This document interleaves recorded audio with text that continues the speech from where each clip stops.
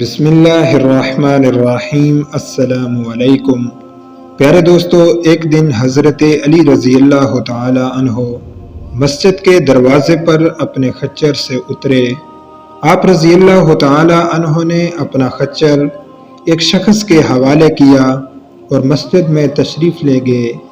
اس شخص نے خچر کی لگام کھینچ کر نکالی اور فرار ہو گیا۔ حضرت علی رضی اللہ تعالی عنہ جب مسجد سے باہر تشریف لائے تو آپ رضی اللہ تعالی عنہ کے ہاتھ میں 2 درہم تھے۔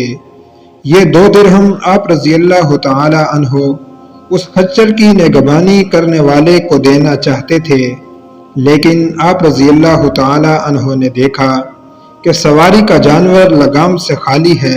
بہرحال آپ رضی اللہ تعالی عنہ خچر پر سوار ہو کر گھر پہنچے، اپنے غلام کو 2 درہم دیے تاکہ وہ لگام خرید لائے۔ غلام بازار گیا، اس نے وہی لگام ایک شخص کے ہاتھ میں دیکھی۔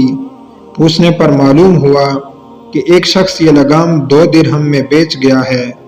غلام نے یہ بات حضرت علی رضی اللہ تعالی عنہ کو بتائی تو آپ رضی اللہ تعالی عنہ نے فرمایا، بندہ خود صبر نہ کرنے اور جلد بازی سے کام لینے کی وجہ سے رزق حلال کو اپنے اوپر حرام کر لیتا ہے، حالانکہ جو کچھ بھی اس کی قسمت میں لکھا ہوتا ہے اس سے زیادہ اسے نہیں ملتا۔